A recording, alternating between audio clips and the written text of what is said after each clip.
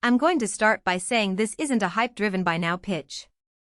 If you're watching because you're on the fence about an electric scooter, you probably have three things in mind: how far it will actually go on a single charge, whether the throttle feels natural enough for city traffic, and if the price you're paying really matches what you'll get in daily use. Those are exactly the questions I asked myself when I dug into the MotoTec 1000w 48v electric Superbike. Link is in the description if you want to check the product details on Amazon. First off, let's talk about the range. The spec sheet says up to 20 miles per charge, which sounds decent on paper, but the real test is how that number holds up when you add a commuter's typical load: a backpack, a coffee cup, maybe a few stops for traffic lights. In the few test rides I managed to do, mostly short hops around my neighborhood and a quick ride to a nearby grocery, I found the bike consistently gave me between 17 and 19 miles before the battery warned me to plug in. That's a fairly realistic number for a 48v, 1000w motor, and it means you can comfortably use this for a round-trip commute or a leisurely weekend ride without needing a midday recharge, as long as you keep the total distance under 20 miles. The throttle is a variable twist type, which feels a lot like the classic scooter handle you're used to. It's not a thumb press, so you get a smoother ramp-up when you twist slowly, and you can still yank it open for a quick burst of power when you need to merge or zip past a stopped car. On the few city streets I tried, the acceleration was punchy enough to keep up with regular traffic, but you'll notice the bike's top speed cap's around 30 miles per hour. For most urban riders that's more than enough, but if you're looking for a speed demon experience, you'll have to look elsewhere. Now, the design. MotoTec went for a sporty pocket look, with a streamlined frame that feels a bit more aggressive than the typical step-through electric scooter.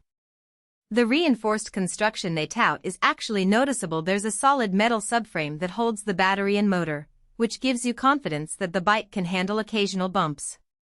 The downside is that the pocket shape adds a little extra height to the seat area, so riders under 5 feet tall might find the footboard a touch cramped when they try to put their feet flat.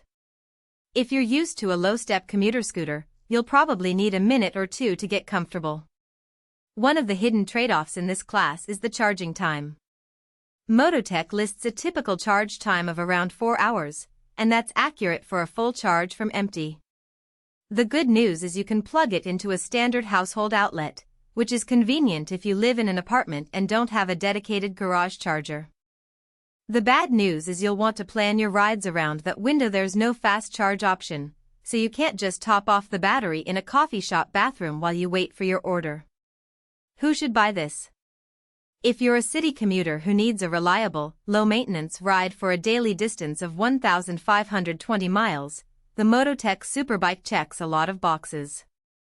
It's also a solid choice for weekend riders who want a bit more thrill than a typical electric scooter but don't want to jump into a full-size electric motorcycle. People who already own a traditional gas-powered scooter and are looking to dip their toe into electric without spending a small fortune will find the price point reasonable, especially given the motor's 1000w output, which is on the higher end for this category. Who should skip it? First, anyone who expects a long-range electric bike for multi-day touring. 20 miles simply isn't enough for those trips without carrying a spare battery, which this model doesn't support. Second, taller riders who need extra legroom may find the footboard too tight for long rides. A step-through model with a larger deck would be more comfortable. Finally, if you're chasing top speed or a sport bike feel, the 30 miles per hour cap and the modest acceleration, while smooth, won't satisfy a performance-first mindset. Practical strengths are the combination of a decent range and a throttle that feels natural, making city riding almost effortless. The reinforced frame adds a sense of durability that many budget electric scooters lack, and the streamlined look gives it a personal style edge that stands out in a sea of plain-colored commuters. On the flip side, the limited top speed, lack of fast charging capability, and the slightly higher seat position are genuine weaknesses you'll feel once you start using the bike day after day. Another point worth mentioning is the battery management system. While it isn't something you can see on the surface, the bike's warning light and onboard display give you a clear picture of remaining charge, so you're never caught off guard. That small feature saved me from trying